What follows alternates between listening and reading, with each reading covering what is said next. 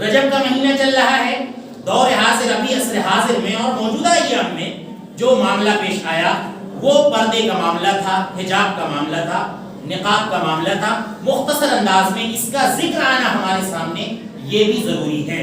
دیکھیے ہمارا آئین، ہندوستان کا ہمارا آئین ہمیں جو ہے مذہبی آزادی دیتا ہے، ہر شخص اپنے مذہب پر عمل کر سکتا ہے، مذہبی معاملات میں مداخلت کی کسی کو بھی اجازت نہیں ہے۔ لہذا اللہ رب العالمین نے قرآن کریم کے اندر پردے کا ذکر کیا ہے، پردے کا ذکر اللہ رب العالمین نے قرآن کریم کے اندر کیا ہے، اور پردے کے تعلق سے جو بھی باتیں اللہ رب العالمین نے بیان کی ہیں وہ ساری فطری ہیں۔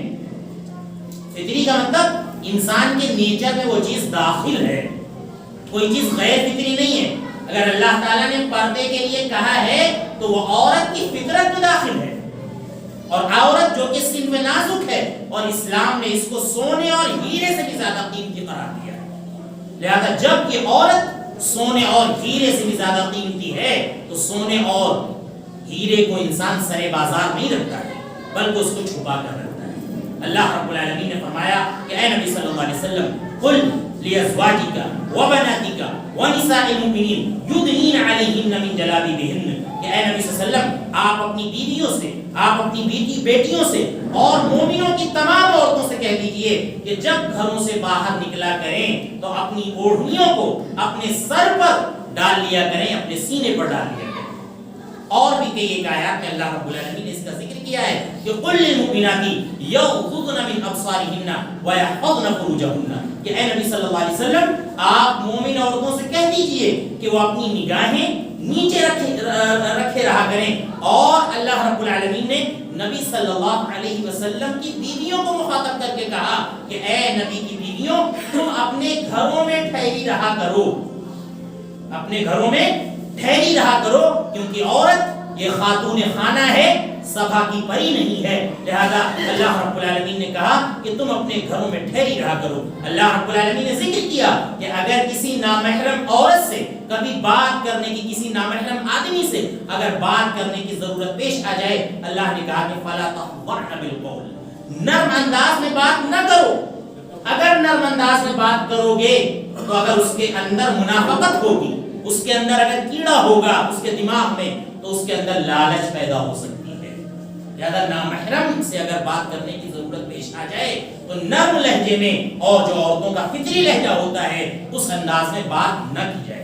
لہذا حجاب یہ ہمارا مذہبی حق ہے، یہ ہماری شرعی ضرورت ہے، اور دنیا کے اندر عورتوں کی کیسے حفاظت ہو اس میں لباس کا اور عورتوں کے پردے کا، عورتوں کے حجاب کا بڑا اونچا مقام ہے۔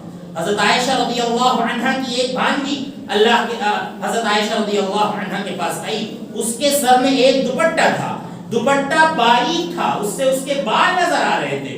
عائشہ رضی اللہ عنہا نے اس کے سر سے وہ دوپٹہ اٹھایا اور سر سے وہ دوپٹہ نکالنے کے بعد پھاڑ کے پھینک دیا، صرف ہٹایا نہیں بلکہ پھاڑ کے پھینک دیا۔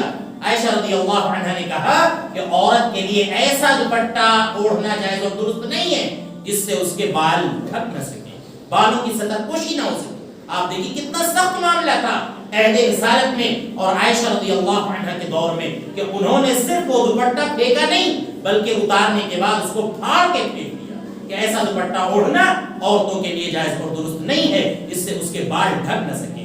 آج آپ دیکھ لیجئے کہیں تو خواتین پروٹیسٹ کر رہی ہیں، مظاہرہ کر رہی ہیں کہ ہمیں حجاب میں رہنے کا حق دیا جائے، اور حجاب میں رہنے کے ساتھ ساتھ ہمیں تعلیم حاصل کرنے کی یونیورسٹیوں میں اور کالجز میں اجازت دی جائے۔ وہی ہماری مائیں اور بہنیں بعض ایسی ہیں جو بے محابہ شادی بیاہ کی محفلوں میں گھوم رہی ہیں۔